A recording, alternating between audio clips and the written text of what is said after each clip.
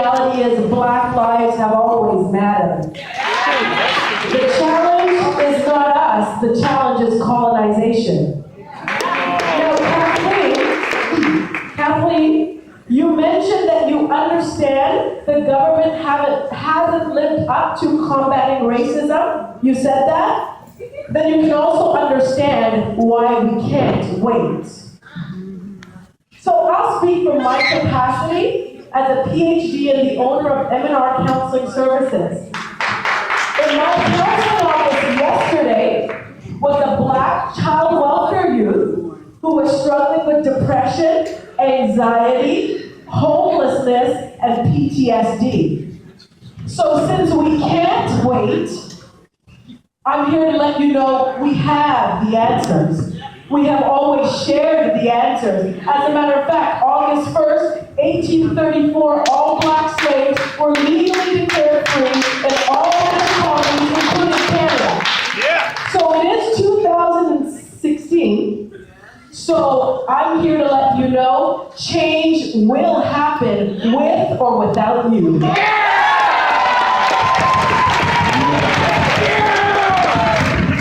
Well, I have good news. Everyone who's in the line now, no one else will be able to speak here. All right, so continuing with that, in terms of the change that will happen, my name is Samuel Lagano. I'm the founder, owner of 180 Change Street. I'd like to definitely thank Black Lives Matter. I'd like to also thank Catherine, John, and Michael for being here. Quickly about my story, and I'm gonna get into it. I represent that demographic that has done time, that does have a record, that's known to police, that we never hear about, but I'm gonna speak for them right now. Now, when I go through the what's up, Secret Service? I know I'm pretty big, huh? When we getting big now, that comes to the time, that comes to the pain. When I went through my situation, I had to look at my country, look around at what was going on, and I realized that my country wasn't doing anything for this demographic. It was as if they were second-class citizens and they did not exist. I, in myself, designed the curriculum because my country didn't have anything for them. I took it upon myself, on my shoulders, amongst the pain that I was going through to make sure it happened. That was in 2008.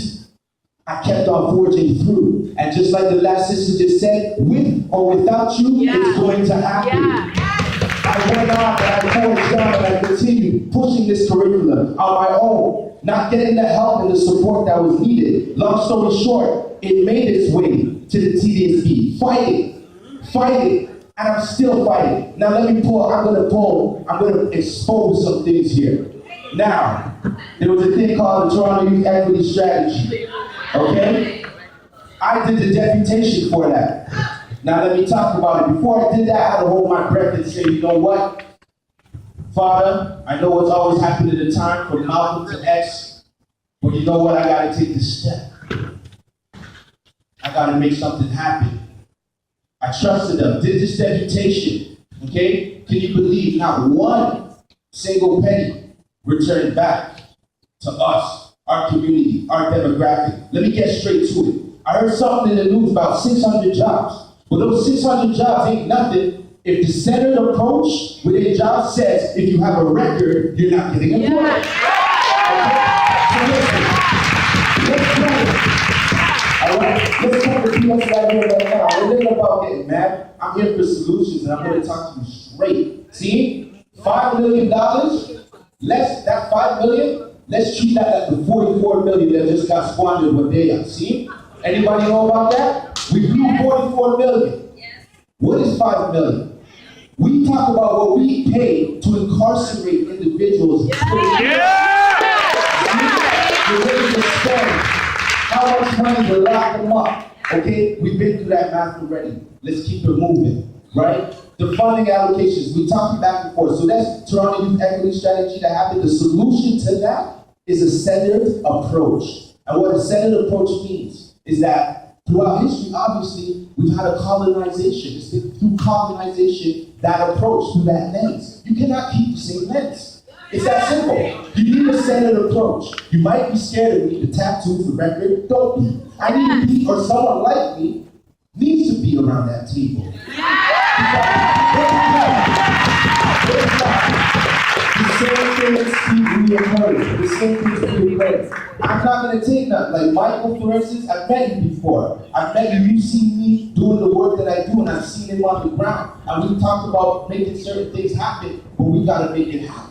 We really got to make it happen. Let me keep going. We got 69%, right, of African families over the past 10 years going into the federal system, right? We see these correlations happen. What are we going to do? What I say to you guys right here, in the last government that we had, coming like they wanted us Canadians to be like the U.S., and we are not. Okay?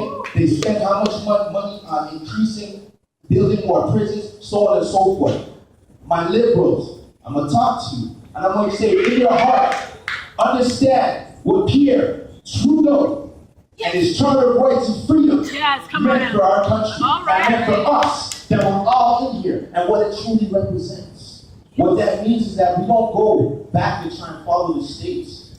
We be Canadians. It's true to us. That means we don't be afraid to make change, and the change we truly need. Playing this game of back and forth, I'm not into the Babylon talking. It's been 3 weeks ago, John, I met you. You know what it is. I'm waiting for you to do what you need to do. But we're not playing. Our community knows what time it is, and we're here. I'm ready to ride for life.